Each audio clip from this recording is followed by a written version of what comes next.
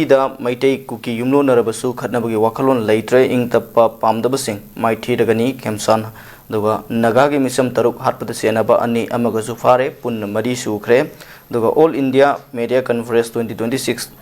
SIR mapung phana pangtholaba matungda asumba voter sing damak lehoragani is CEC aduga topa ikoi huelan pauda senjau paiba singna imphal mayolda state land khopsin duna sariba building sing manipur lenghang na tajmal oina urabra president run manungda district administration na kaimang famduna eviction chatharakpadagi masa masana sidok setup sakiba wagi sagai haujikti building sing masu phajana sangnaba oida sizinare haiba pau aduga atopa pauda ja ikoi hujik yamna miyamna su mi painariba kabo beli gi wahauda Ningdon pomnari ngai da Manipur gi lamga Myanmar gi lamga onthoknarak pe yana leire aduga kogi sangai gi masing hantarak le lamkoi usek lak gi chang wat le umang paktak na kokthokpana ainga sagi khal nong gi kaitharakli kogi CM na fundo ki waponi hari pausing si tongan tongan pausi sin tudum yaunari haba tare ahan bagi oni kogi CM na ngarang fundo ki bai koi hujusik leire ba issue sigi matangda koi jiri bamda maitei kuki yumlo narabasu khatna bagi wakhalo lei hodre aduga ing tappa pamdaba sing maithiragani haiba wafamni semna fonduli wafam chahan bane kamai yembe ja mangsang yamaru iba se phongsinggi neina pausing headline sing neina ba ni ko hosi tori se adu ba hanama ka notice window gi viewers kuding makpo kai kan ba tamjari tasengna honorable CM danatana mi kuding mak ka koi gi loin wak shanti natraga pisa ji loin pam ba ngatani the realities that I couldn't think that experience level laitana aduga masi hayeng horen khangdana heta pamdaba malemgi ek law rules mayam na yadaba pot mayam se adum thoga sathara ko polamani mayam se ningdon pomga leiba haiba tare administrative failures fail state amagi role ni in the midst sigi marakta jiri bangi oriba pot se santi leire haibani actually jiri bamsi kaya yamna santi leibano haibaji akoi manipur gi perspective te yeng taragadi mangcha akoi isagi oiba indigenous ki oiba akoi MLA ma thambanga maktraba matam sangna leirakpa ko yamna wana akoi gi lakhiba 1933 gi haibatare British ka Gambir Singha gi matamda yanakhiba treaty jiri treaty gi kanu ki thorkiba aseng bai kui western boundary moina aseng na lerka polamani aduna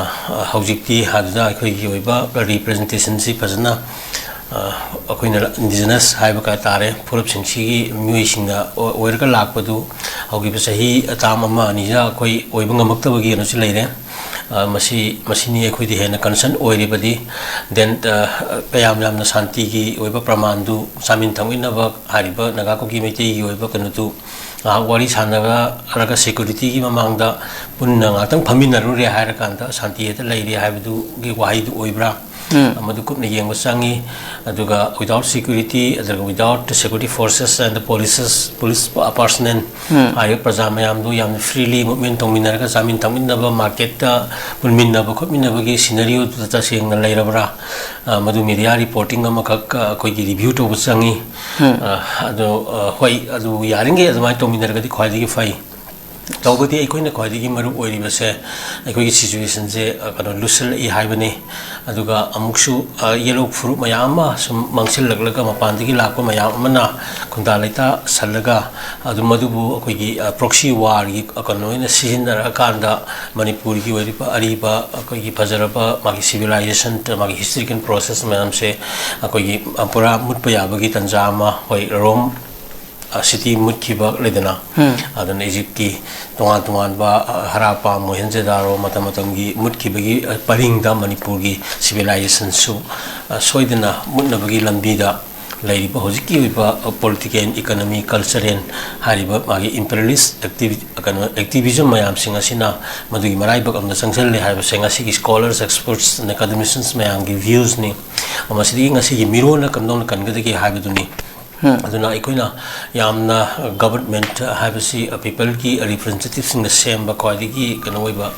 hoji pogi mi ki khunaida administration chatha ba kwadi ki maru oibani ko aduna hariba singa sidi hariba perspective mayam si yenga kanda ikoina phajana akoi sanganning mani aduga main focus si ka union of india gi manungda akoi federalism federal structure na lairiba mayam singa si am clear oina khanga kanda amadu ki chapchaba targa state ki rights and a pluralistic society, identity of pluralism, and the equitable development, growth of all the Britain ethnic communities. Ko aduna hariba mayam singa si perspective gi ang kanda laibuduni aduna abaka hariba sentence gi oiba malian india gi oiba imperialistic akano amada ikuna tongsil kanda ikoi isa gi oiba ipa ipugi lantu mayam du pura mangal laga koina mutla kanda ikoina madada lakpa santi du oidoribra haiba kano duni ko ikoina santi gi wari si kano ai kitang markta amasu pange koi wahan thoksi ani adum lainei dena ko kai nazi si kasai yamna dictator oiba hitler gi kano da hitler masamana magi general da kana koi santi leirabra har kanda lebak se german santi leirabra leire sar kabdong na leibano german da leib ju lakum pu ki matak ta leidana ari bangi loi hak loi re aduna santi leire na damaina khungi bado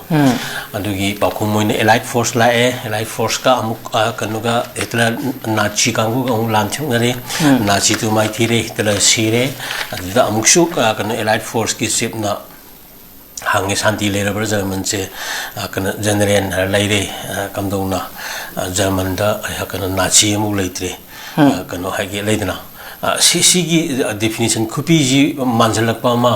aduna ikoi sinam foda leiraga ikoi values culture and values pluralistic ikoi society gi magun to la sang la iba sahi kaya ki civilization kano mayam se masi within the union of india the preserve to bungam dana tongan tongan no mayam singa sigi loina sai khwet na laga khoi gi oisaba mating mayam si manghal akanda mito miran chagi issues mayam accommodate toksel akanda madu lakpa sema shanti gi model amukha